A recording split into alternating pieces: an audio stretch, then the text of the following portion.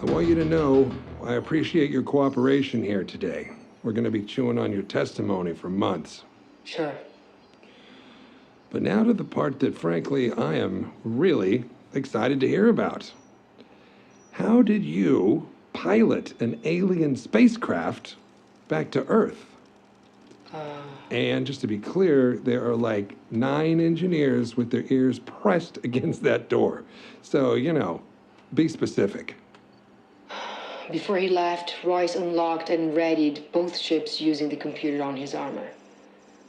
I don't know if he could have done more, or if he just didn't care to. But he responded to me as though I were one of the hunters. Everything was in their language. Well, how did you decipher their system? We're trained in naval navigation, so some things made sense out of practicality. Others I figured out through trial and error.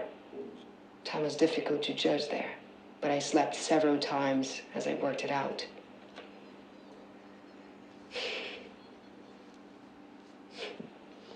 It's funny how simple it must be for them. So many controls had images and holograms. I don't think the hunters are very smart. What do you mean? We saw so many of them. Big ones, man-sized ones, but all hunters. There were no mechanics or techs. No one ever performed maintenance. If something broke, they abandon it. I think it all works for them, but they don't know how it works. Would you fuck off? That's been a running theory of ours. Please, continue. I found a planetary directory and just spent hours going through it until I found Earth. I grabbed my supplies and started pushing buttons in the directory until the ship rumbled, and then I sat down and prayed. I don't know how long I was on the ship. Long enough to go through my food, but not long enough to starve to death. It was quiet. I spent my time sleeping soundly for the first time. I don't know how long. I woke up once and there was Earth, huge and blue.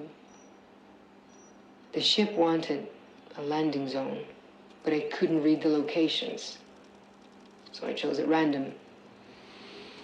Sounds like you got lucky. I guess. Well, that about covers it. I just want to say, you've been through a horrible ordeal, but the OWLF thanks you for your assistance. Good. If you want to be of any more help, there are interested parties who are impressed with how you handled yourself. People who could use your unique skills to continue the fight. I'm ready to go home. I'm not interested in working for America. They're not strictly American. Let's say they're an international response team. Here's my card.